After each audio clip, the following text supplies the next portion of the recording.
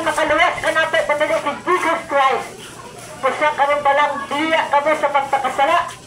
Itugdan ang iyong kagalingon ngadto sa buhi nga Dios. Si Yeshua HaMashiach Yahweh Jesus Christ. Tungod kay siya ang atong kaluwasan. Walay laing kaluwasan. Karon ang panahon, ang gusto sa Ginoo nga moduol kamo kaniya. Kay karon panahon na niya natas katapusan nga mga adlaw aning kalibutan. Kay moabot ang panahon nga kining atong gipuy-an tagasunugon kini. So panahon nga moabot ang katalagman, ay pa ba dito moduol kan Jesus Christ? Ay pa ba dito mosambit Ginoo? Naadya sa Matthew City 21 nagikan siya. Dili ang tanan nga nagtawag ka na kung Ginoo, makasunod sa gingharian sa langit. Kung dili ka lamang nagtuhan sa kalibutan sa kumunahan nga tuwa sa langit. Sa karon mga igsoon, ayaw ipagahi inyong kasing-kasing, nakaduod ka mo sa pulong sa Diyos. Pag hinensyon ka mo, diya ka mo magpakasala. Mag-uha ang inyong kinabuhi. Ihalad ang inyong kinabuhi nga kang Jesus Christ. Tungkol siya lang ang nagpakamatay sa krus alang sa atong kaluwasan. Isa mga igsoon, karon pa lang, dili na sa lagna nga nakanhimi din pagbuhat niya sa buhi nga Diyos na di kami dinis inyong lugar aron maghibalalo kung sa'y gusto mahitabo sa inyong kinabuhi sa buhi nga Diyos. Doon mo sa buhi nga Diyos na si Yeshua HaMashiach Yahweh Jesus Christ. Kaya siya'y nag-antos ito sa krus. Kitang dapat ibang lansang dito. Kaya kita ang makasasala. Pero kaya gilikod naman tayo ni Jesus Christ.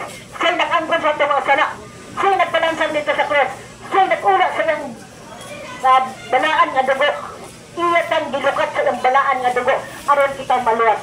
Unsay atong ibalos mga igsoon, mag-uha ang inyong kinabuhi. Pag sinensyon ka mo, diya ka mo sa pagpakasala. Kaya wala makasulod sa gingharian sa langit kung doon na ba'y sala nga nasa iyong kasing-kasing. Dili nga magkita makalimod sa buhay nga Diyos.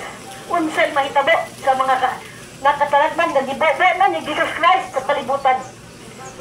Ito sa laing nasod, grabe na.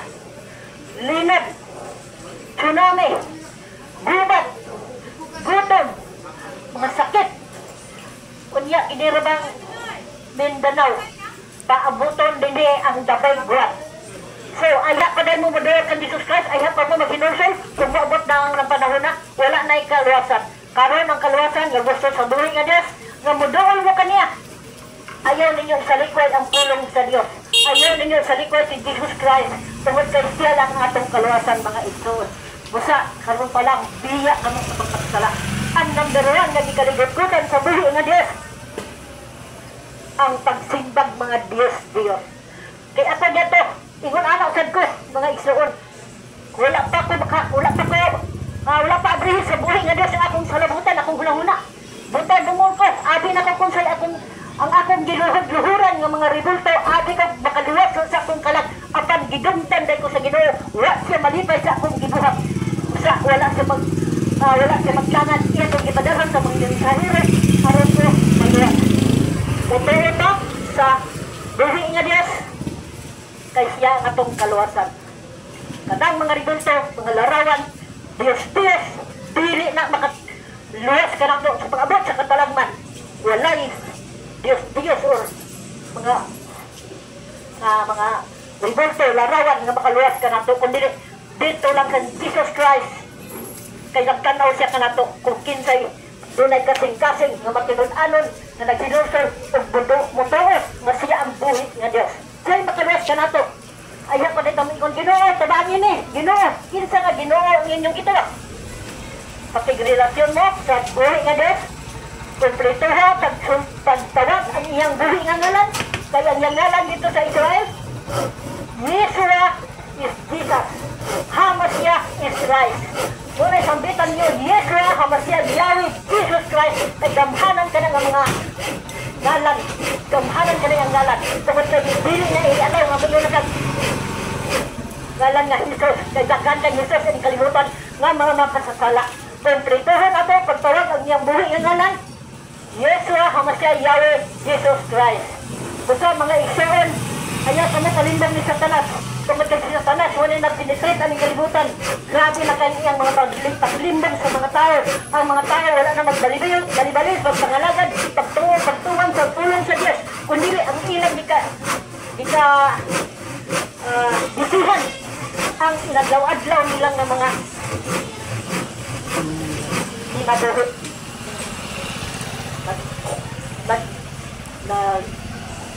Nanarbaho, nagbalay, nagnegosyohay, wala na silang magbali-bali sa pagpangalagan sa Ginoo.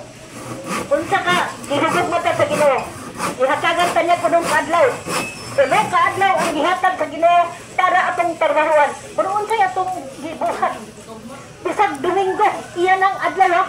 Ginuot siya ang nagbuhat sa langit ug sa yuta. Pag-abot na ng ikapito kaadlaw, may pahulay siya.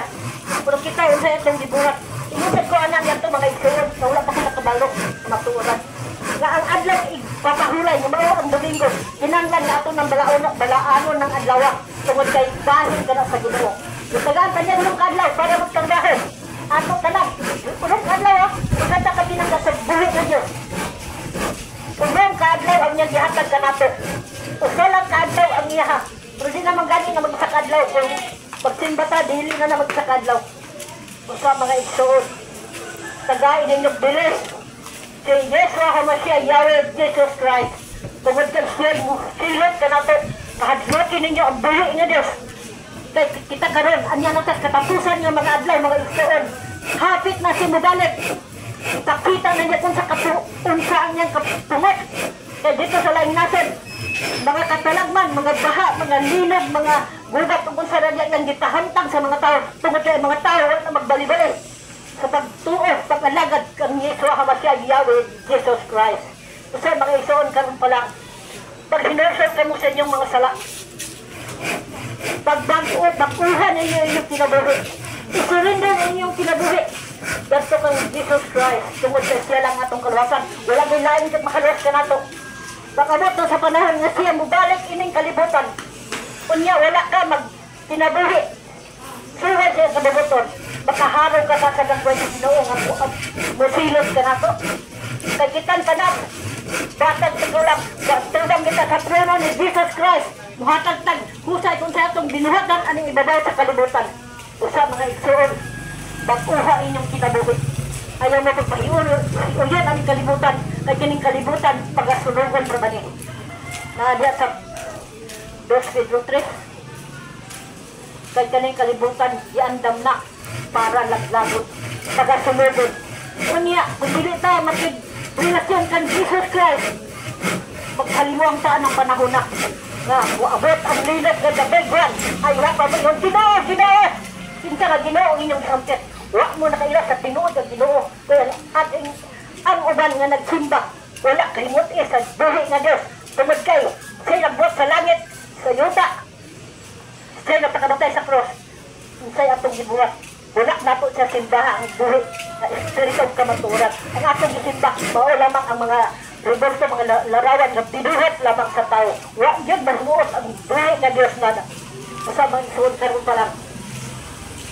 Ayaw patighaan inyong kasikasin. Ayaw ipagahit. Nakabinas na mo sa pulong sa Diyos. Sa niya din sa ginirabang kalibutan. Ang mga tao nga wala magbali-bali. Niya din sa 21.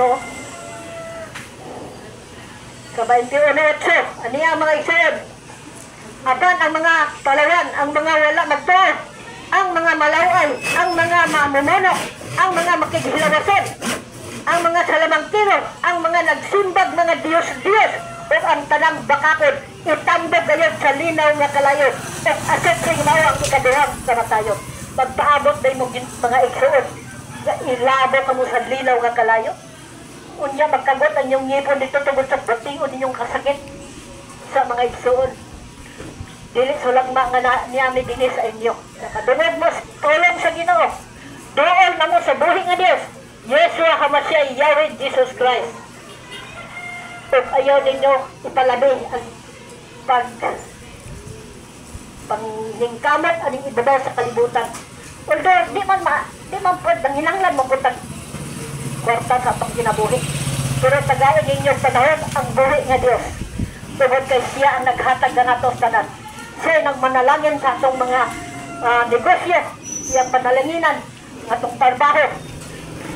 Kung magpadayon ka mo niya na nga, wala ninyo bali-baliya, wala ninyo tagay bili ang pulong sa Ginoo.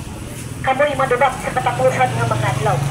Isa, mga igsoon, kung gusto mamalos, sunod lang ko sa akong isang nga, ano mo, naglingkod ako, kaduhon mo. Dawapan ninyo si Yeshua, ako siya, Yahweh Jesus Christ. Sunod lang mo mga igsoon sa akong isulti para mo nga maluwas o kinabuhi mo nga mahadlukan sa buhi nga Dios. Tungod kay siya lang angay na itong hadlukan. Ginoong Jesus Christ, ako nagpaubos sa akong kagalingon.